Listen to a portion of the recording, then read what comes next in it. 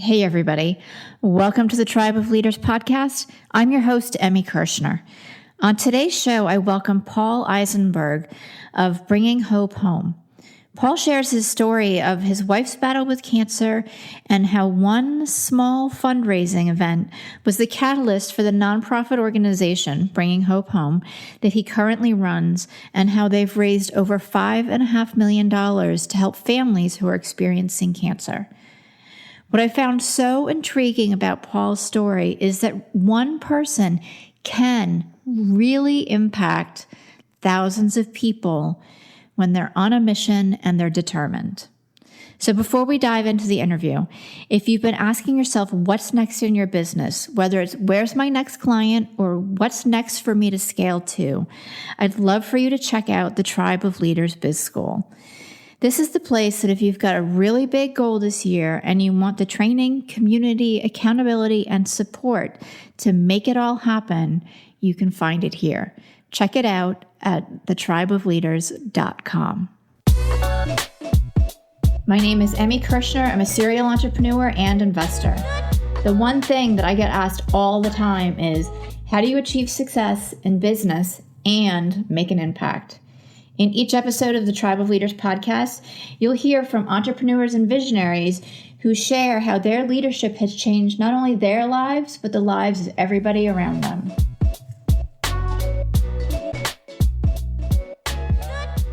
Paul, thank you so much for being on the Tribe of Leaders podcast. Super excited to have you here.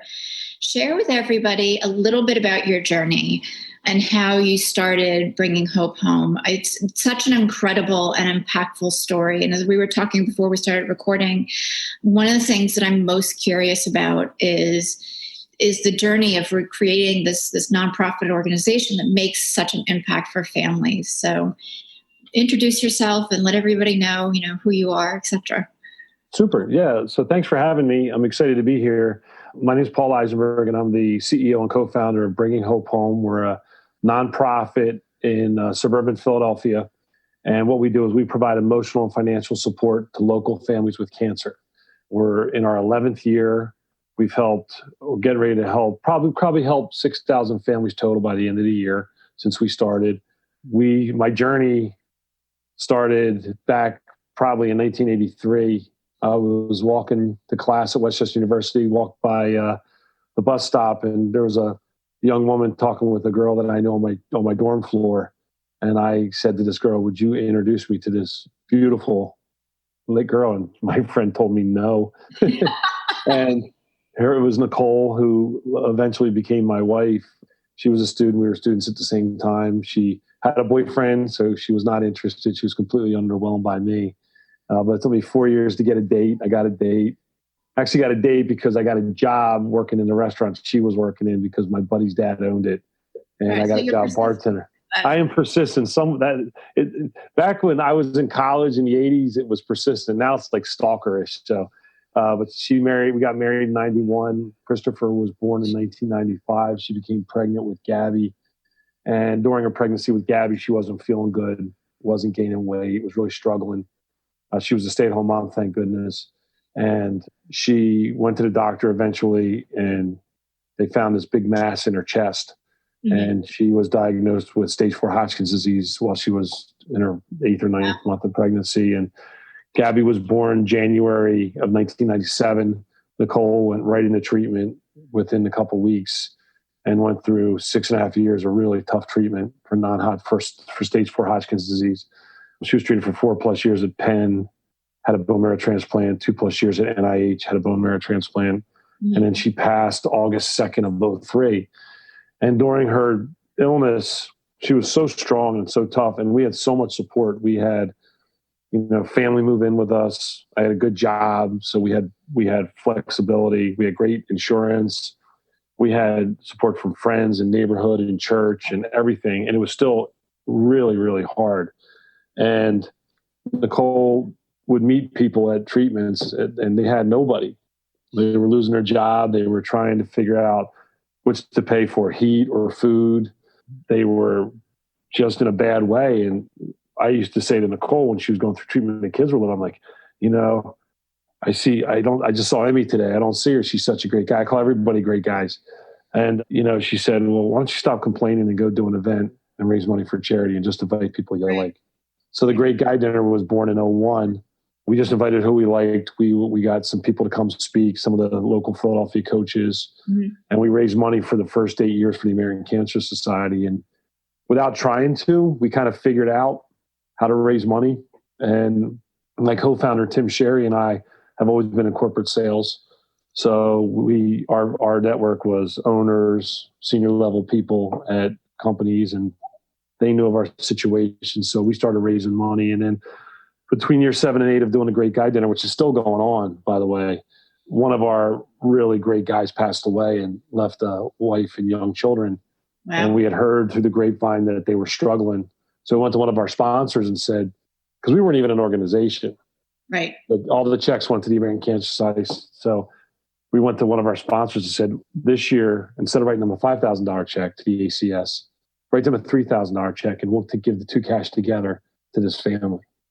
And then Timmy and I did that, and we literally looked at each other like had an epiphany moment saying, I don't know of a lot of organizations that do this. Now, there are some that do it. I don't think there's anybody that does it the way we do it, but you never know.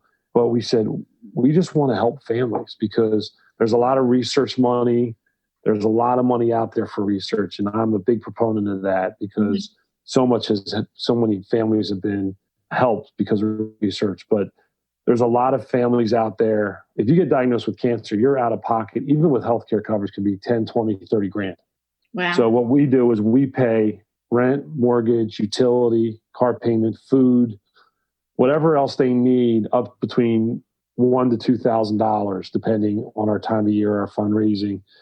And then we also help them if they have a project, such as they need plumbing work done or car repair done. We try to cut deals with people to get it, maybe not for nothing, but maybe for really affordable. And then we do different things. Like in June, we're going to have a Phillies family reunion where all the families that we help can come and they get a couple tickets, they get lunch, and they get to go watch a Phillies game with a t-shirt. We have a backpack program at back to school time where Office Depot and some other companies fill the backpacks that are donated, and we get them to the social workers for the families. We do an adoptive family program at Christmas, and it's just become a real thing. And as you said, we were talking before, how did we go from being a nice charity to being a business? And I will tell you that when we started, I remember having a conversation with Timmy, the other co-founder, saying, let's do this dinner. We're not going to be an organization. We're not going to have payroll. We're not going to have fiduciary responsibility. We're not going to have bills. We'll just do it through another check. Yeah. Now we are all that. And it's crazy because I didn't think this would ever happen. And at one of the first Great Guy Dinners, I went back to work the next day, and a buddy of mine came in. He's like, man, that was a great dinner. He goes, this is going to be a thing. I go, I don't know, man. We're just having nice people get together. And then we decided to be our own charity so we could help people. And then we added a golf outing. And then we added a 5K. And then we added this and that. And now we went, year one, we were 125,000 in revenue in 2008 and helped 10 families. This year will be 2.3 million and help 826 families. That's amazing. It's amazing, right? And I tell people all the time, it's more in spite of me than because of me. I have a great team. Right. And, we became serious about it probably in year 3 or 4. We started looking at it and going, man, and it's all driven by the need, right? Right. So we started looking at what was out there. And, once people start hearing about you, you get going, and there's so much need. And like I got a text yesterday from somebody I don't even know who said, we have a mutual friend who gave me your number. I want to refer somebody who needs help. Now, all the referrals come from us, so the social worker at the hospital. Okay. And they have to be in active treatment and be in our area.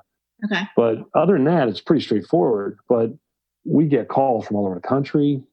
We get calls from people that aren't suffering from cancer but have something else. And I think that what's helped us is not only the need and the fact that almost everybody knows somebody with cancer, but if people have gone through a cancer treatment like Nicole went through, they know how hard it is. And we're able to take that money, and in a very short period of time, the money that we get donated gets, usually within a month, gets put out to the families that need it. Mm-hmm. And we don't give the family money. We actually write the checks directly to the bills. Okay. So part of the process is social worker nominates them. We reach out to the family. We have the ability to talk to them, sign a HIPAA release form. Right. And we're able to say, what do you need? And they tell us, oh, you know what, I'm 3 months late on my rent. So we'll call the landlord and say, and by the way, not me. We have our family team, Amy and Judy, who are amazing. They'll call the landlord and say, look, we know they're 2 months behind. If we give you 3 months right away, we give us a fourth month for additional. Right.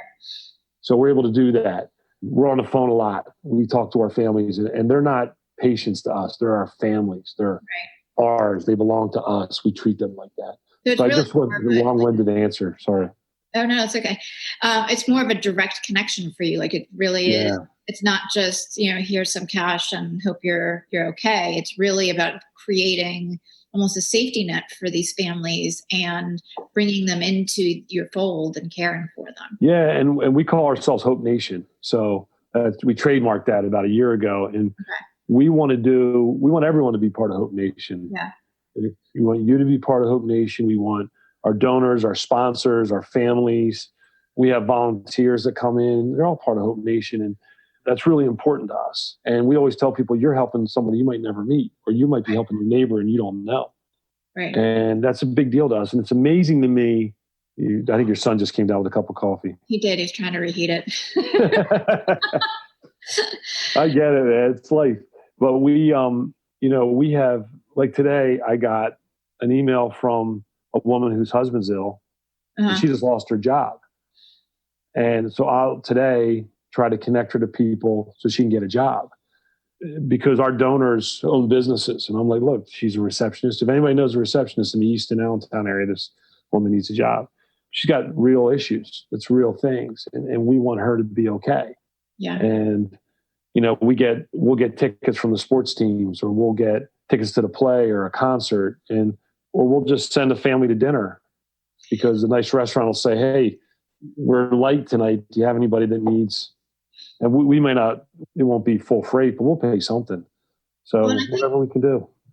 I think that's what's almost magical about what you're offering, because it's not just here's the safety net piece, which is awesome, but you're also adding in go have some fun, go live and take a few minutes and forget that you're having this experience that's not good and really challenging. Yeah, we try to look at the family as a whole. I know in my experience, when Nicole was ill, she was so upbeat. We were always trying to be upbeat, but some days that stuff just sits on you, and it's really hard. Mm-hmm. And it's easy to fall into that. Let's just sit here. You'll be sick. I'll be depressed. We'll just hang out. That's easy to do. So we want people, like we do a Sea Isle 5K on June 29th down in Sea Isle City, New Jersey. And it's a great time. And then afterward, there's an after party and there's a band and we're having tons of love. And then there's going to be sponsors there selling stuff, and there's going to be raffles, and the family's going to speak. And it's a whole day. And we want you to have a whole day and then go to the beach or whatever you need to do. But, we want our families, we just had their 18th annual Great Guy Dinner, or 17th annual Great Guy, 18th annual Great Guy Dinner. And we probably had 10 families there, 15 families there that we don't charge. Right. Because they're part of us. Right. And I think, back to your question is, how did this become a thing, a real thing? Timmy and I are amazed every day. Like, if you knew us in college, the fact that we did anything original that's lasted is shocking to both of us. And I don't mean to be self-deprecating, but really, candidly, we didn't start out. And I think, one of the lessons that I've learned in my life, and especially through this, if you do something solely for the benefit of others, mm-hmm. without any expectation of what's coming back to you, good things work out for you. Absolutely. Like I am now in the greatest job I've ever had, with the greatest team I've ever worked with. doing the best work I've ever done, having the most fun I've ever had. Now, I'm not making the money I made. That's just part of the deal. But that's okay, and, we get to, like, I was just had a conversation with one of my employees who had a little bit of a moment. And I'm like, don't worry about it. I cry every day. Like, Right. I see what we do every day, and it makes me emotionally, gets me going. Mm-hmm. And, that's the one thing that I've tried to impart to my kids. Like, don't worry about the money. And it's easy to say that in my 50s, right? Right. Being very wise and looking back. But, don't make a decision about money. Make a decision about what you like, what your passion is, what you're good at, where you're comfortable, where you're having fun, and then figure the money thing out. Yeah. Well, and that's what I share with my clients, because I think if you focus on the money too much, it almost creates like a stress. Yeah. Because it's never enough. Yeah. And you can't go and create or do or make the magic in the place that you're supposed to. Right. And when you go in without an agenda, mm-hmm. you're open to what starts to happen. Yeah. And like any business, I've always been in corporate sales. So Scott Paper Company, Shared Medical Systems, really great companies, big companies, small companies. And when you're driven by the money, you'll make the money, but a lot of junk comes with it. And some of it's necessary, but like any business, we lost a large donor this year. Mm-hmm. And we had a philosophical difference. They're great people. They went their way. We went our way. It's all good. It's a big number. Right. And, we were thinking about, well, how are we going to find it? And we found it because we were working hard. We didn't get caught up in the drama of it internally. And we just, all you can do is be who you are. Right. And if people connect with us, like when I reach out to donors will come up to me and say, let's talk. So I go in and they'll say, well, what do you want? And I'm like, I want all your money. And they kind of look at me and I'm like, well, I know that's not reasonable, but that's what I want. And because there's no other organization, I believe, out there that does what we do, the way we do it, in the impactful way and time period that we do it. Right. Nor is there a greater need out there than the one we try to fill for families. Now, is that factual? It's my factual. And I believe it and I'm passionate about it. But I tell people all the time, you don't have to give us anything. If we connect with you and you want to help, there's a lot of ways to help. We have donors that are technology experts that give us their expertise and save us like $20,000 a year. Right. Because they do it for free. Right. We have volunteers that answer the phone, which is tremendous. We have people that give us money, that connect us to businesses. We have a school program where kids at school can do projects for us, fundraising, projects, whatever. Yeah, we can do all this stuff. So I tell people all the time, if you connect with us, it's our job to figure out how to make it worth mm-hmm. your while and impactful. And guess what? If you don't connect with us, it's okay. There's other great charities. We can have a nice lunch, and maybe I can refer you to a charity that fits what you're looking for. I'm not going to flip the table and hold my breath and stomp away. But doesn't solve problems. Yeah, it doesn't. But my job is to bring value to the donor, and ultimately to take care of that family. Mm-hmm. So that's why I love my job. Yeah. Well, and it shows. I mean, Oh, that's good. It really, really shows in your dedication and everything. We had talked to you, like, you could have stopped at the Great Guy dinner, right? And a lot of people would. I mean, a lot of people wouldn't have even, started doing that. What was it for you that kind of kept going and really creating this into a business and an entrepreneurial journey, even though it's a nonprofit? Because you could have stayed in corporate sales. Yeah, I think it was the need that was out there that I didn't even know about. And I remember when at the time, there were 4 of us in the company. There was Timmy and I and then 2 other folks and we would meet like at a Panera or a Cozy and say, okay, we had a great guy dinner. Okay, let's start planning. What's next? And then I'm like, there's a lot of need out there. Maybe we should look at this. Like we kind of brought it up one day. Maybe we should be a business. So then we became a business kind of just because. Really, I'd love to tell you that we've since done, we're on our 4th strategic plan. So we do that. We have a professional facilitator. We have professional leadership coaching. It's very important. And I'm a big proponent of strategic planning that is done the right way with being active strategic planning. Like, every month and quarter, we sit down and we check where we are. We track and measure what we try to track and measure. We let some things go. We bring some new things on. It's written in pencil so we can make changes. But really, we just started it because, like, why not?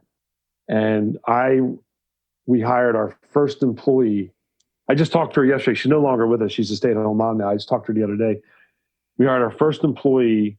She was a receptionist at a PR firm. Mm-hmm. She came out of Penn State, and her mom was one of our families we helped.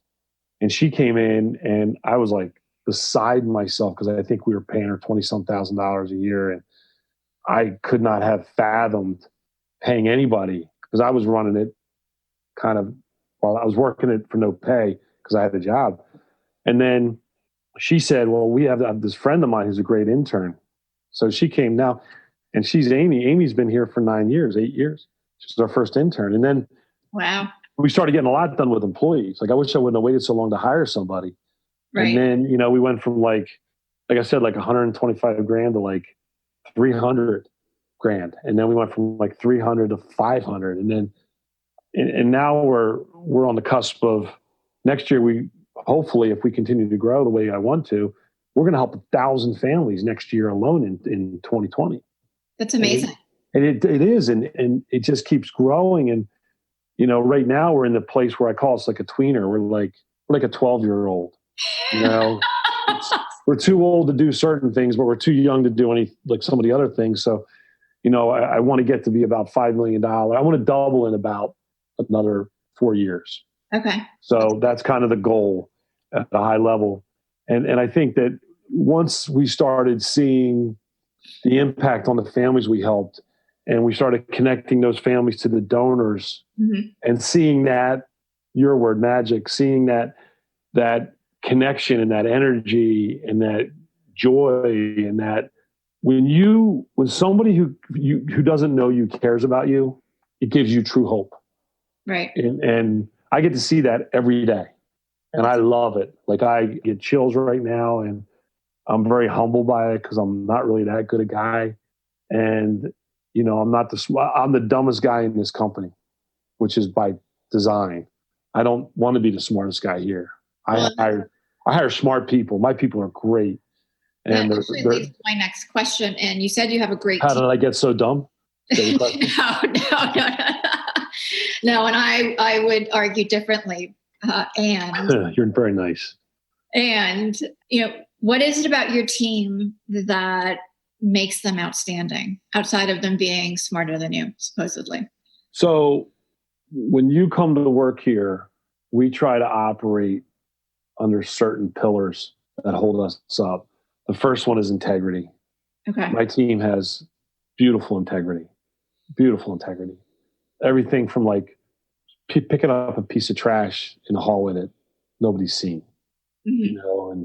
And doing what they say they're going to do and following up. Like I was on vacation down the Outer Banks with friends. Our whole family was there, and their family was there. And every morning, I got remarried to a wonderful woman who's a widow too. So we've combined our families. We went from each having 2 kids and a dog to 4 kids and 2 dogs. And so my wife and I would get up early, do a workout, do a walk, get a coffee, come back to the house. And my buddy and his wife would be up every morning. They both run businesses, and they're on their computer, and they look stressed. And we're sitting there talking to them. They go, my buddy's wife goes, "You don't look stressed at all." I'm like, "No, I'm good." They're like, "Well, but you're away from work." I'm like, "Yeah, but my team's fine. I'll call them once this week, twice. They know how to get a hold of me. I trust them. I don't worry about anything. I mean, I worry about stuff, but they're great people. They know that this is, we were talking earlier, this is the amount of human element in our business mm-hmm. versus maybe a manufacturing. Everybody has some type of humanity in their business, but the way that we work, run, drive our business, reach our goals or don't reach our goals directly impacts people in need. Right. That's a lot of pressure, but it's also a great motivator. And my team takes that truly. And one of our tenets, one of our pillars is fun. Mm-hmm. You can't show up at work here and be a jerk. We're going to have fun every day, and maybe not cartwheel in the hallway fun, but I want to laugh with my team. You spend. I would say this is why we're aligned, is because fun is like one of my core values. Integrity. Why would you want to work anywhere? And I have worked in places that weren't fun. Everybody has, right? That's why you decide I want to have fun. But I want to enjoy the people I work with. I'm going to spend probably 50 to 70 hours a week with them. I want to enjoy coming to work. Bring your dog to work. Bring your kid to work. I don't care. Just don't bring a lot of donuts because I'll eat them all. But integrity, fun, creativity. Uh-huh. I think one of the things for us is we hire people, we tell them, we hire you, become part of our family, truly part of the family. And I trust you. And I will trust you until I cannot trust you anymore. And then you have to leave. Right. Doesn't mean you're good or bad. It just means I have to trust you. So if you come into me with an idea for fundraising or helping families, go do it. But do it in a smart way. What's the cost going to be? What's the end result if it goes great? What's the end result if it doesn't go great? Give me scenarios. So in a perfect world, we're going to spend $1,000 and make $1 million. Hey, go do that. As long as it's not illegal, immoral, or unethical, I'm good. Right. If you want to go do cartwheels against cancer, let's rock it. Let's figure out how we do it. How can we make it a sponsorship? How can we bring a sponsor value? Let's do it. So, I want my team to be able to have free reign. And I tell my team, the other part of our tenet is accountability. So I'm here to help and remove obstacles and coach and advise and jump in and do whatever you need me to do. That's my job. My job is to make everybody else here successful, because then we're successful at the end, and helping more families. Raising more money means helping more families. Your car can't go anywhere if it doesn't have gas. We've built a nice car. We've built like a Ford F-150. Now I'm trying to build a gas station. Got it. That's what I'm trying to do. Right. We're trying to do. And if my team doesn't come and tell me, then I think everything's fine. And I trust them. And I tell them bad news needs to be told immediately and in person. Good news, you can tell me anytime, anyway. But if you have bad, it's like The Godfather. When the lawyer was, before the horsehead scene, he was having a discussion with the producer, and the guy's yelling at him. He goes, "Thank you very much for a nice meal. My boss wants to know bad news immediately." That's the way I am. It's not the end of the world. Nobody's dying on the table because we screwed up. Let's fix it. We can fix it. Just don't sit on it. Right. So I think it allows you to react more proactively. Yeah. Well, it allows you to talk. I always talk to them like, okay, what happened? Why did it happen?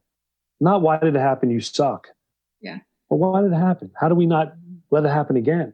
And I've made a lot of mistakes, like many, many mistakes. And I'm like, tell me why it happened. Tell me what you would have done differently. And moving forward, what do we need to do? Do we need to abandon this project because it's not working out? Do we need to tweak this project? Who do we need to bring in to help us with a different expertise or a different view? Yeah. The most important thing is, how do we do something that helps more families? Right. So here, our three priorities are families first, donors and volunteer, everybody who donates to us, time, treasure, talent, second, and us third. Okay. So if we have something that's going on, how's it helping family? How does it help our donors? How does it impact us? And if any of those are messed up, you're probably not going to do it. Right. You know what? And that's, I think, a great way to evaluate everything that can potentially happen for a business. Right. In general. Well, the saying, stick to your knitting. Yeah. If you look at our business, we go out and we work really hard. That should be one of our tenets too. We just work hard. We're a $2 million company with 6 people. And I'm really proud of that. And I know there's other great companies with 6 people, but I talk to nonprofits that are like $3 million and they have 25 people. And I'm like, dear God, if I had 25 people, I'd have world domination. You will have 25 people at some point. We will at some point, but we can only work so hard. Right. And you got to be protective of yourself. And I'm getting to the age where, the better I stay in shape, the better I eat, the more sleep I get, the better my energy, and I'm better to do more. Mm-hmm. And I'm out a couple nights a week at events, and I'm up early, and I love it. I run on adrenaline. I love it. I run all day. And what I want people to feel is that energy from what we do, and I want them to be a part of it. Uh-huh. I'm CEO by title, but I do like 20 different things. I have a focus, but like the other day, so here's another example. We don't have a cleaning service. Okay. We're a small organization. We don't have a cleaning service yet. So right now, everybody takes a week. You got to run the vacuum, wipe down the bathroom, wipe down the kitchen, take out the trash. So it's my week, right? So taking the trash out the other day, on the phone with a donor like this while I'm taking the trash out. And and I'm very excited about it. And then, the other thing is we just had a big event. So I'll have to take the stuff from the big event over to the storage facility. Right. And we have to do it all. Right. And we can start assigning things out. And part of the scaling of the business is making sure people are doing what's most valuable. But the other side of it is we just got to do stuff, and my team doesn't wait around for someone to tell them to do stuff. I don't want to babysit. Right.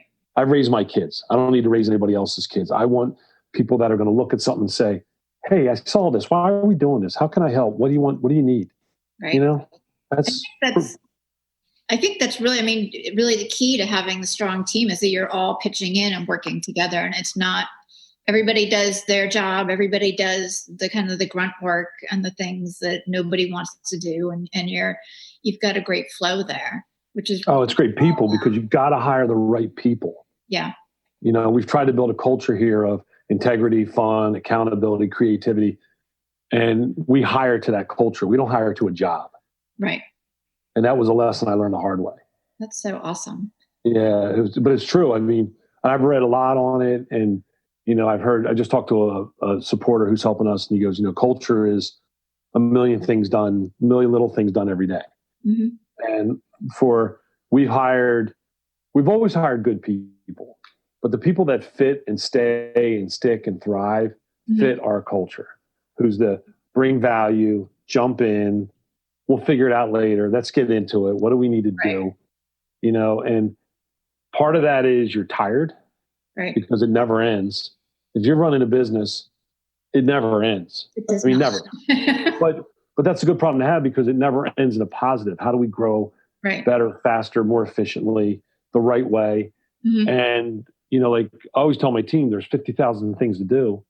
They're all important. Let's break them down 3 at a time. Let's just figure it out. What are our top 3 today? I love it. So, this has been so amazing. And are we done already? We are. Oh my God. Let's have part 2. We could talk all day, right? All day, every day. I love this. You're great. Your kid came down and had a coffee. There's a lot going on. I like it. I'm going to have you back on the show again. Definitely. Anytime. My pleasure. Anytime. You have a really cool hashtag on your business card that I saved. So I've actually held on to it for a couple of months. And it says unexpected amazingness, which I thought was fantastic. Yeah, we trademarked that too. Good. That actually came about. We did a survey of, I think, the first 300 families we helped. Uh-huh. And we asked them what are the top words that describe what we do. And the 2 top words that came out were unexpected and amazing. And our former marketing person, Lauren Rubenstein, coined unexpected amazingness. Beautiful. So that's what we do every day. That's what I want to leave everybody who's listening with is that unexpected amazingness can happen. It really can. You just got to be open to it and work your rear end off. Yeah. And they can learn more about us at our website, which is bringinghopehome.org. Awesome. Other way they should connect with you, or is the website the best way? Well, they can bringinghopehome.org. We're on Twitter at BHH Nation, BHH Philly. We're on Twitter, Instagram. We're on everything. Okay. I'm not on everything, but we're on everything, apparently. Awesome. Well, thank you so much. I really appreciate your time. Thanks, Emmy. I appreciate it. Great to talk to you and have you back anytime. I would love it. Yeah, awesome. Great. And all right, bye. Listening, we'll see you later. Bye. Bye. As an entrepreneur, do you ever feel isolated, like you're just grinding away and not getting to the place or reaching the goals that you want? Maybe you've realized that you just spent days, weeks, or even months trying to accomplish something only to figure out that the answer that you have would have saved you all of that time. I know I've had that experience and my clients have as well. And that's why I created the Tribe of Leaders Biz School. Get the accountability, the training, and the knowledge base in a community of like-minded people who are there to support you. Go ahead and check it out. It's thetribeofleaders.com.